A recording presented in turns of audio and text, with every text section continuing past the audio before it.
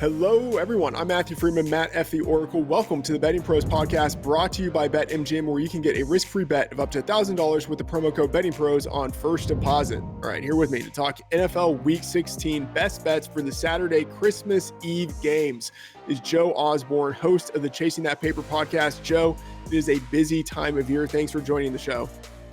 Yeah, it is a busy time of year, a fun time of year, though. Stretch run of the season, figuring out who's going to get into the playoffs, who's going to be on the outside looking in. So, yeah, I love it. And some great spots here this weekend, too. Yeah, absolutely. How's the season gone for you? Pretty good. I play more totals than sides. And I think I'm up around 8 units on totals. Nice. I'm losing on everything else, though. So not so nice. So, I kind of, you figure out the hard way what you're good at and what you're bad at. I stay away from props for the most part. I do a lot of teasers now. With teasers, I got off to a pretty rough spot, as you probably recall. Underdogs were hitting at a very high percentage to start the season. I had some bad beats. I got burned on a few of them that even we go back to last Thursday night, the Raiders versus the Rams. Like a lot of people, I had the Raiders on a teaser because you're able to gently tuck them inside of 3 points there. That one didn't work out. But yeah, those have kind of ridden the ship a little bit, I guess you could say, with teasers. But yeah, it's been a fun season. And you just try to learn from your mistakes, right? Yep. Absolutely. Oh, teasers were brutal early in there, especially for people who were teasing down as opposed to teasing up. Yeah. But even people who were teasing up weren't having all that much success either. It's been a weird year for teasers, especially a weird beginning of the season. But all right, so great to have you on the show, and looking forward to talking with you about the Saturday slate. A quick programming note: we're going to have a special episode for the Christmas Day games and Monday Night Football. Pat Fitzmaurice and I will break down all 4 of those games, so check out that episode, which will be released after this one. In this episode, hitting on our favorite bets for all of those Saturday games, and we're going to start with Bengals on the road in New England. This was 3.5, and it has bumped down to 3. And I got to say, I haven't taken a position on this game, but this move down might tempt me. If I'm betting on anything here, it is the Bengals, and that's the side that you are on. Talk to me about what you're seeing in this line here. A very reasonable number here. So I'll start with a trend and then a few stats to back it up. And the stats, which I think will be the difference maker in this game. So the Bengals are on this ridiculous run where they're 19-3 against the spread over their last 22 games. That includes the playoffs and the Super Bowl last year. And sometimes I see a trend like this and I say, hey, is the market reacting to it? They don't appear to be here because this is a very fair number, favored by a field goal in New England versus a Patriots team who looks like the wheels might be ready to fall off here, right? 3 losses in the last 4 games, although some bad luck last week, but still a loss is a loss, I guess you could say. But they're being undervalued, and I think New England's being overvalued. I think New England continues to be overvalued based on who their head coach is, the greatness of Bill Belichick, You hear from time to time people handicapping a Patriots game, and they'll say, well, Bill Belichick versus a divisional opponent, or Bill Belichick in prime time, or Bill Belichick on a short week. I don't think you should be incorporating the greatness of Bill Belichick into your handicapping anymore, right? Like, I wonder what this line would be if it was a first-year head coach or something, or Matt Patricia even as the head coach of the Patriots. So, yeah, I think it's a fair number on the Bengals, especially, they've been a covering machine. And this comes down to 2 key areas where the Bengals are fantastic at and the Patriots are awful at. Third down offense and red zone offense. So the Bengals rank 4th in both third down conversion percentage and red zone touchdown conversion percentage. The Patriots are 29th and dead last in those categories, right? So I think the ability to extend drives will be key for the Bengals, and also being able to score touchdowns, not field goal attempts in the red zone. That could be the difference in this game, right? And, the Bengals, they got a lot of breaks last week, didn't they? They really didn't play that well. I mean, at the Bucs there, you take a look at the final score and you say, well, the Bengals killed them, didn't they? Not really. They lost the yards per play battle 5.7 to 3.8. They benefited from those 4 turnovers. I think we get a much more efficient game out of them this week. You take a look at Mac Jones. They still haven't officially named him as a starter, oddly enough, but this guy is regressing. He has one touchdown pass in 3 games this month. He went up Yeah. against. I started him on my DraftKings. I do a DraftKings with a bunch of guys every weekend, and I say, hey, this is an excellent opportunity for Mac Jones. You know, we saw him perform very well against a bad pass defense in the Vikings there on Thanksgiving. The Raiders awful against the pass. 112 yards on 41.9% completion percentage versus the Raiders. So, yeah, I think the wheels might be falling off for the Patriots. So, truly 2 teams going in different directions.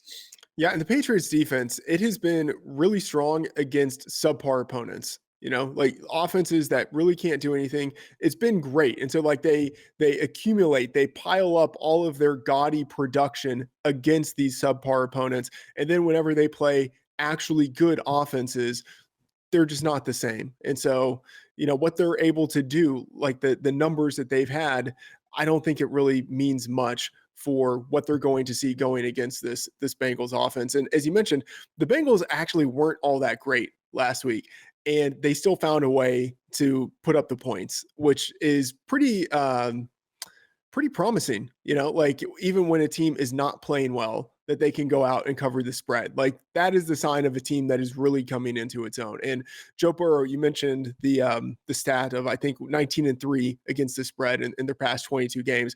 Burrow has been particularly effective on the road. Like that's not always the case with a lot of quarterbacks. In fact, a lot of them have those kind of home road splits where maybe it's better to play. Like think of Aaron Rodgers, who's been like for his entire career, just, you know, almost like an auto play at Lambeau Field and been about break even on the road. It's with Burrow, like he's godlike on the road. And so I'm not really thinking that the normal road disadvantage that some teams will have really applies to him. So I mentioned I haven't taken a position on this game yet, but with this number going down to 3, there's a decent chance I'm going to be betting on it. A game that has caught my eye here is the Lions, and it feels very chalky to say like, oh hey, I'm going to be betting on the Lions, but I mean Dan Campbell is a covering machine last year and then once again this year. And they have been especially good since week 8 when Amon-Ra St. Brown returned from injury, 7-1 against the spread. And so we know what that offense is capable of doing, even though, you know, Jared Goff, he's not like a world beating, talent elevating kind of quarterback. He's someone when he's clean in the pocket is able to do what he needs to do to keep the offense going. And that defense is starting to get incrementally just a little bit better. It's not as if they're good now. They're probably not even average. They're just not the worst defensive unit in the league. And that is enough to help them get to the point where they can consistently cover the spread. And I think the key matchup for me is this Lions offensive line against the Panthers defensive line. The Lions offensive line, I have them ranked number 1 in my personal unit power rankings. The Panthers defensive line is number 21. The Lions offense is number 2 in adjusted sack rate. The Panthers defensive line, number 27 in adjusted sack rate. So I think, you know, the Lions back-to-back road games. Jared Goff, he doesn't have the benefit of playing in the dome, but he was outdoors last week in cold weather. He had an effective 7.2 adjusted yards per attempt against a tough Jets pass defense, by the way. And, you know, the forecast weather in Carolina, it's not great, but it's not like the apocalypse we're seeing in so many of the other games. It's clear, 30 degrees Fahrenheit, 6 miles per hour with the wind. Like, that's reasonable enough. Like that's hardly enough to cause concerns in terms of weather. And so the Panthers are without number 1 cornerback Dante Jackson, who's out for the year with his Achilles injury. I expect the Lions to be able to attack through the air. And when they do, I think Goff is going to have a pretty clean pocket. And we've seen when he has a clean pocket, when he's not under pressure, he can stay upright. He's able to deliver the ball to whoever he needs to get it to. And they have the weapons in that offense. So I do like the Lions here. On the road in Carolina at -2.5. If you have any thoughts on the Lions, great. If not, we can move on to another game that you want to talk about. I like the Lions there. Mine inside of a field goal. I think that's like you look at that, and I'm not the type of bettor who says, "Oh, this is a trap," or there's something fishy going on. I just see a number, and hey, if a lot of public people are on it, then that doesn't really matter to me. I think this will be a heavy public side. It's no exaggeration to say that the Lions have been one of the best teams in football since the Yeah. start of November. They're 6-1. The only loss was on Thanksgiving, a 3-point loss to the current Super Bowl favorite, Yeah. the Yeah. Buffalo Bills. So yeah, I do a bunch of like spread pools and things like that. And the Lions, 2.5, 100% on there. How far can the Panthers keep going here with Sam Darnold at quarterback? Their defense is pretty good. Their offense doesn't have it. I think that comes down to just the monster gap you have between the two offenses there. So yeah, Yeah. absolutely love the Lions in that spot. Yeah, and I do power ratings, update them every week after we get new data from the games that were just played. I think at this point it's pretty fair to say the Lions are solidly an above average team. That wasn't the market opinion, the consensus opinion entering the year, but I think that has to be the opinion that people have now. And regardless of what we have seen out of the Steve Wilkes Panthers, I don't think there's any question. They're still a below average team. They're a below average team that has outperformed very low expectations, but they are still a below average team. So yes, I'm very much on the Lions here at anything less than a field goal. I mentioned weather concerns and how we don't have weather concerns for that game, but man, we got weather concerns for a whole host of other games here, Yeah. and one of them Falcons Ravens.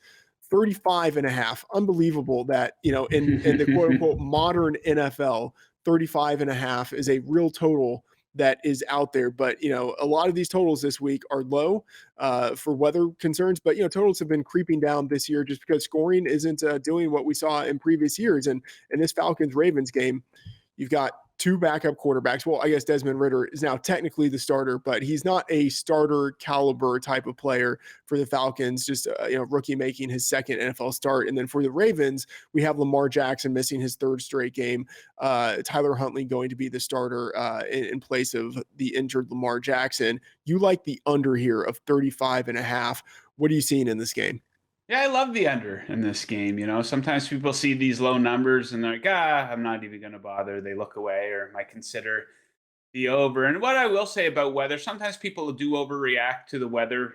It's not necessarily the cold or the rain or the snow that would affect an offense. It's the wind. And we're seeing a lot of wind, heavy winds in these games, especially one that we'll talk about shortly, the Saints Browns. But yeah, like I said, this looks like a low number, but the Ravens have actually stayed under this number of 35 and a half in 4 of their last 5 games.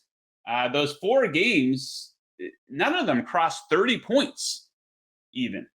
And I think it's flying under the radar how fantastic this Ravens defense has been lately. They've been absolutely lights out. They've allowed 14 or fewer points in 5 of their last 6 games now.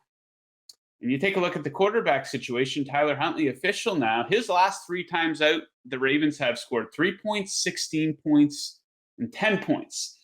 So, regardless of the opponent or weather conditions, the potential for rock bottom scoring seems to be there in Ravens games here lately. I've been riding the under on their games, and I'll continue to do it here.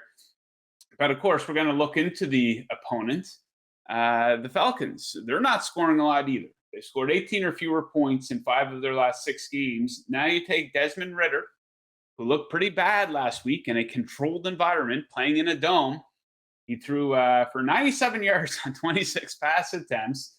And now we're going to throw him into ice cold, windy conditions. It does not set up well for him or this offense. The Falcons are a team that lean a lot on the run. They run it at the second highest percentage in the NFL. And they're facing one of the best running defenses in the NFL. The Ravens are 3rd in yards allowed per rush attempt, also 3rd on 3rd down. And not a lot of big playability from either of these offenses, no matter who the quarterback is. They're second and fourth fewest passing plays of 20-plus yards. I don't know how much passing will be taking place in this game. So I think we're going to see each team running it a lot. And what happens when you're running it a lot? The clock keeps moving too. So that's going to help us. So yeah, a lot of ammo here, I think, to support a low scoring game in Baltimore. Those ice cold conditions here Saturday. Yeah, I haven't bet it yet, but this is intriguing here. For all the reasons that you mentioned, and Roquan Smith, like I tend not to think that the addition of a new linebacker into a defense is going to make that big of a difference. Maybe this is just sort of correlation and not causation. But since Roquan Smith arrived, that Broncos defense, not Broncos, that Ravens defense has seemingly really toughened up. It's almost impossible to run against them now. And that's the one thing that the Falcons have been able to do well. Their offense is highly predicated on being able to run the ball. And if they're going to be challenged running the ball, and they've got a rookie quarterback out there making his second NFL start in horrible conditions, which you just mentioned there, yeah, I mean, it's pretty easy to see how the Falcons won't be scoring points. And I mean, yeah, Tyler Huntley's not going to be scoring a lot of points either if what we've seen recently continues to hold. So, intriguing number there, under 35 and a half. I might be betting that once we jump off the show.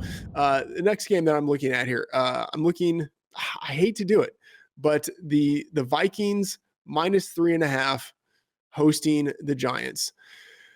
I think the Vikings are, I don't want to say a fraudulent team, but they are a team whose record doesn't really align with some of the underlying performances that we've seen. But it's not as if they're like quote unquote fraudulent because they're not getting respect in the market. They don't have the market respect that you would expect to see from a team that is, one of the best, or in terms of records, has one of the best records in its conference, a clear division winner at this point of the year. So I'm sort of conflicted on this one, but I have this number projected more like 5.75 points. And so at 3.5, even though I'm not moving through a key number here, I still think that there's value. And the matchup that I'm focusing on most is really Justin Jefferson and TJ Hawkinson going against a Giants pass defense that is missing some of its main defenders. So since moving from the slot to the perimeter in week 3 of his 2020 rookie campaign, Justin Jefferson has averaged over 100 yards per game, 101.5 yards per game on 9.9 targets per game. That is unbelievable production and usage. And you just look at what he's done this year. Number 1 among all NFL wide receivers, in just basically anything you'd want to look at. But receptions overall, receptions of 10, 20, 30, and 40 plus yards. Number 1 among all NFL wide receivers in yards receiving in his first 3 NFL seasons. Like, we are talking about a guy who could be historically great. And the Giants are without number 1 cornerback, Adoree Jackson. They've been without him since week 11. He didn't practice on Tuesday. I'm highly doubtful that he plays in this game. And without him, the Giants, they just do not have a cover corner who can hang with Jefferson. And then similarly, they are also without safety Xavier McKinney, who's on IR with a hand injury. They haven't had him for a few weeks, I guess maybe like 6 weeks at this point. And they're number 32 in defensive pass DVOA against tight ends. So a total smash spot for TJ Hawkinson. And since joining the Vikings in week 9, Hawkinson is number 2 on the team in targets, receptions, and yards receiving. Like, he's really kind of put Adam Thielen into the third role within that offense in the receiving game. And so if the Vikings have a very strong edge for their top 2 passing weapons, Jefferson and Hawkinson, and they're in a dome in one of the few like perfectly controlled environmental games this week, I think that edge is enough to push them over the field goal. And so I think 3.5 here provides pretty good value. Do you have any thoughts on this game? I like the Giants on a teaser, based primarily on the Vikings' inability to pull away. I think they only had the 1 double-digit win on the season. That was back in week 1, actually, versus the Green Bay Packers. But, the Vikings have a lot more talent. There's no doubt about that. But ultimately, you dig into the numbers, and I don't think that there's a whole lot separating these teams. They're 26th and 27th in net yards per play.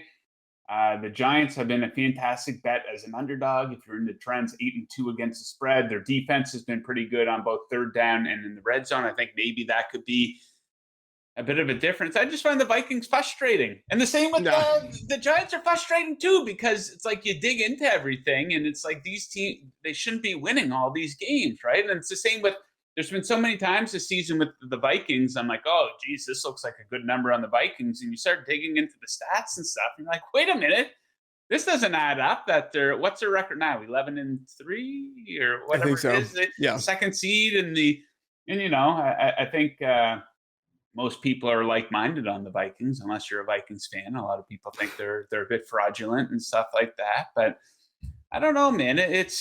It's kind of one of those things. People seem to hold it against the team if they win a lot of close games. Like people with the Vikings will be like, yeah, but X percent of their wins are only by one score, so they're not that great. It's like, okay, well, what about the Raiders, who are a big punching bag? The majority of their losses are by one score, Yeah. so. And it is the thing with the Vikings, the majority of their losses last season were by one score. The Yep. majority of the wins this year are by one score. So they're just getting that luck at the end. And I don't know, man, maybe there's something to be said about the ability to close out games too. People seem to discredit teams for close wins, but who knows? Yeah, but I don't love this game, but if the betting option I like best would be Giants on a teaser for sure. Yeah, that's fair. And I gotta say, Daniel Jones as a road underdog for his career has been lights out. And so there is, on my part, some trepidation of betting against the teeth of that trend. But yeah, I got to go with the number that I have here, and it's enough to make me think that there's value on this. Okay, the game that people are kind of obsessing about for this weekend, the game that is like the sign and symbol of all of the weather issues we have across the slate. The Browns hosting the Saints. 32.5 is the total here, and I mean it got down to 31 maybe at one point, and it's bumped up a little bit, but I mean, no question about it. This is the weather game, not only of just this season, but maybe of like the past few years. Like we got to think of like that Buffalo Patriots game. That's maybe one with all of the wind that they had there. But I still nothing like this in terms of the total and what expectations might be heading into this game. So you are on the under here, 32.5, one of the lowest totals that we are ever going to see. I mean, unless the NFL changes significantly and, the defense is favored in all these situations for the future. But I mean, we might never see another game like this. You're taking the under here. I mean, break it down. Yeah, I love the under in this one. Potential for 50-mile-per-hour winds. That's going to be very impactful. How bad would it suck playing these conditions, Yeah. especially the dome team coming up from New Orleans, who has nowhere to go this season. I'm sure they're not looking forward to this game, but extreme wind, extreme cold, potential for some snow to be flying around. I don't think, are these offenses going to be able to throw it farther than 10 yards? No. What about field goal kicking? I think that's probably going to be out of the question too. And you take the weather out of it for a second. This Browns offense has been brutal since Deshaun Watson took over. He's been with the team for 3 games now. The offense has scored 29 points in those 3 games. 29 points from the offense. Now, that Texans game, of course, there was some defensive and special teams touchdowns, but just brutal. And you dig into their numbers. They've been awful on third down, yards per play near the bottom of the league over that 3-game span. They just combined there was only 16 total points in the Browns-Ravens game last week. And then you take a look at the Saints on the road. They don't travel well. I don't know what it is, but you take a look at what they've done offensively on the road this season. Games of 16 points. They were shut out in San Francisco. They had a 10-point game in Pittsburgh. They had a 14-point game earlier in the season. Now we're taking them out of that dome and they're being forced to play in historically bad weather. So same with the Ravens game, Ravens-Falcons game. It seems they're going to be running it a lot. What happens when you're running the ball a lot? The clock keeps moving. So I'm going to take the under. I feel pretty good about it. But, that win does have the impact to screw us over on some punts potentially. Who knows? Some bad passes might hang up there a little bit, could lead to a pick six or two.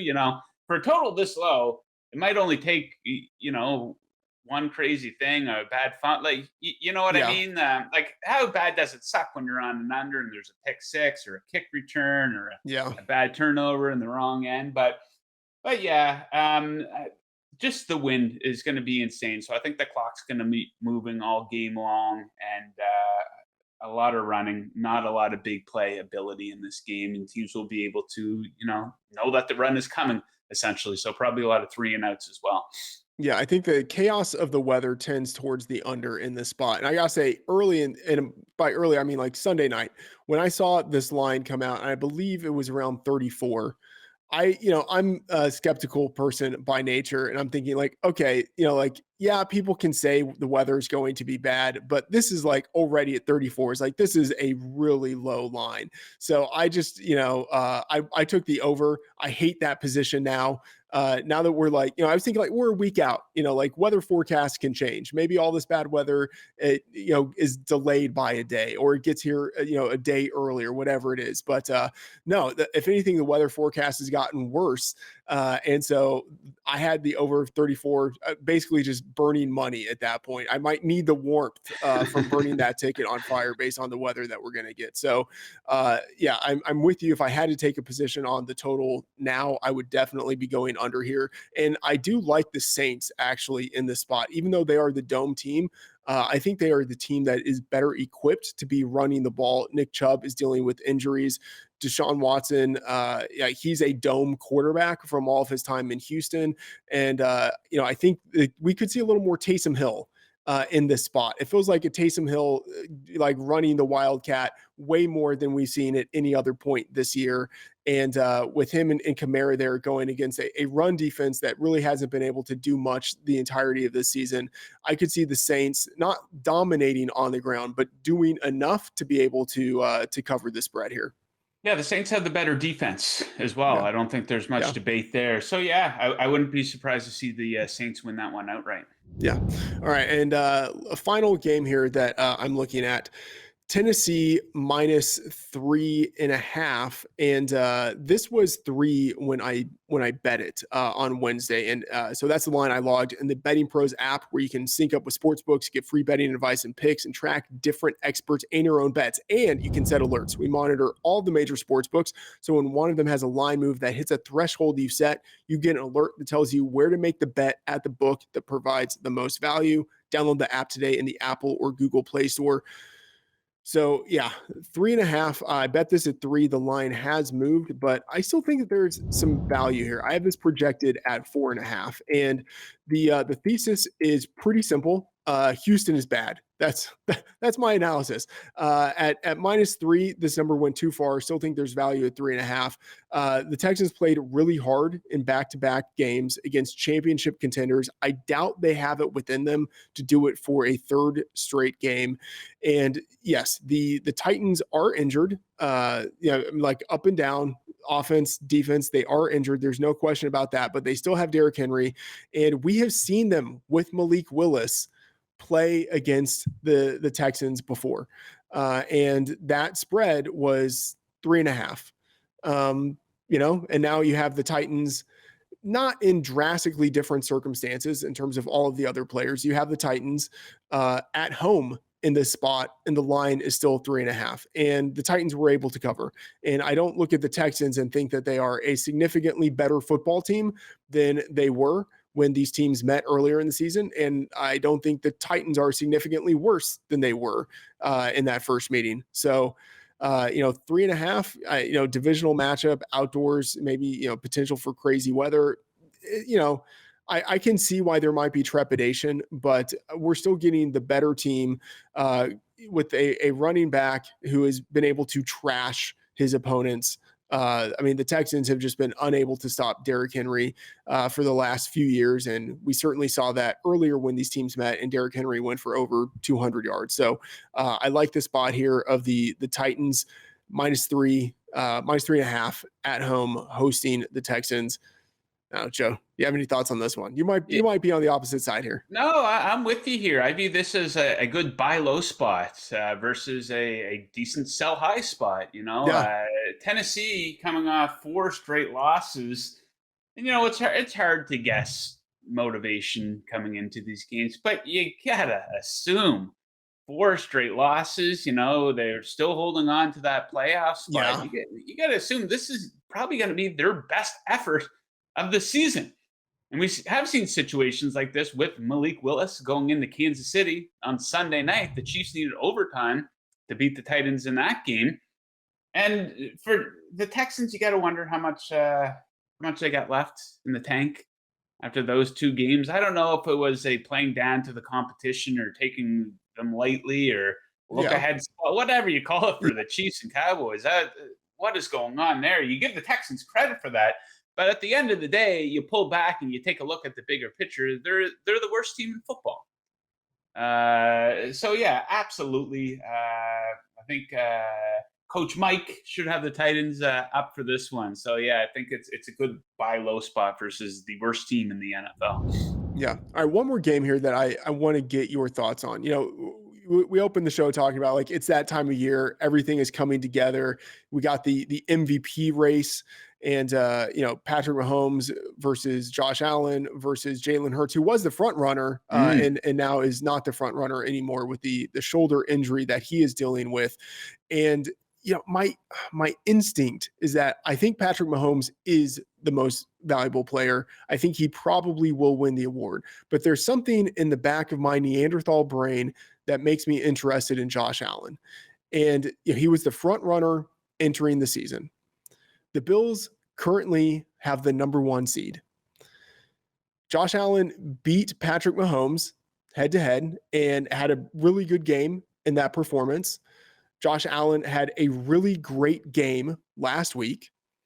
And if Josh Allen puts together 3 more games where he's lights out, does Josh Allen-y type of things, the Bills finish the season with the number 1 seed. Like, if you had given me this general setup and told me this before the season started, I would say, okay, if all of that has taken place, Josh Allen is the MVP frontrunner in week 16, but he's not. He's, plus 500, plus 550 at various books. Do you have any thoughts on Josh Allen and, how we might see this MVP race play out at the end of the year? Yeah, I think that's a good take. It's a narrative driven award, right? It's not like they're using a bunch of different metrics and they're like, okay, this guy has the most points, so he wins the MVP, right? It's a bunch of writers and stuff voting for this. So if Josh Allen, Monday Night Football, I think it's next week against the Cincinnati Bengals, that's shaping up to be one of the games of the year.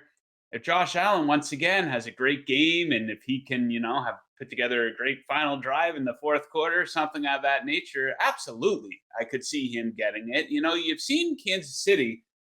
They play down to the competitions. They It's do. time after time. Like I like the Seahawks here at +10 against them on Saturday, but I don't know. Do you hold that against Patrick Mahomes at all? That they need overtime to beat the Texans, overtime to beat Malik Willis? They let the Broncos hang around in that game. They barely covered against the Rams a few weeks ago.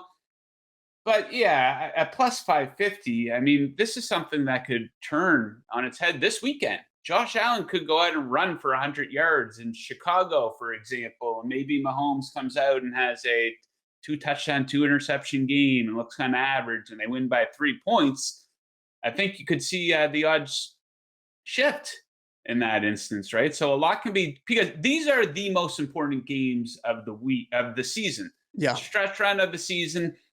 Teams are trying to solidify their playoff positioning. So if Josh Allen can outplay Mahomes in 2 of the 3 games, I don't see much of an argument against him. I mean, there's good arguments for both of the guys, but I don't necessarily understand why Allen's there at +550 right now. Yeah. I mean, that's what I'm seeing. And yeah, as you mentioned, this Bills game in Chicago, it's one of the 3 games. We could see Allen go out there and just run for a ton of yardage, and that would be something that kind of distinguishes him from what we normally see out of Mahomes. And by the way, we're giving away a free signed, speaking of the Bills, a free signed Isaiah McKenzie Buffalo Bills mini helmet from Pristine Auction. If you want a chance to win it, subscribe to the Betting Pros YouTube channel right now and comment below on the video. We will announce a winner in a future episode. Joe, thanks for joining us. Tell all the people where to find you on social and find your work. Yeah, find me very active on Twitter. You can find me at JTFOZ. I work for a company called Vegas Insider. I host a show Monday through Friday called Chasing That Paper. We cover pretty much every sport that there is to cover. It's a very to-the-point program, kind of like yours. It's just front-loaded with picks for that day's games. That's on the Vegas Insider YouTube channel, 11 Eastern, Monday through Friday. So find us there. Check that out. And the podcast comes out every afternoon, the replay of every show. All right. He is Joe Osborne. I'm Matthew Freedman at Matt F. The Oracle. Check out Betting Pros and Fantasy Pros for all of my work. Best bets, player props, fantasy favorites, player projections and rankings, and more. If you like the show, please rate and review on your favorite podcast app. That is going to do it for this Week 16 Christmas Eve Best Bets edition of the Betting Pros pod. Thanks for tuning in. Good luck. Have a great holiday weekend and see you next episode.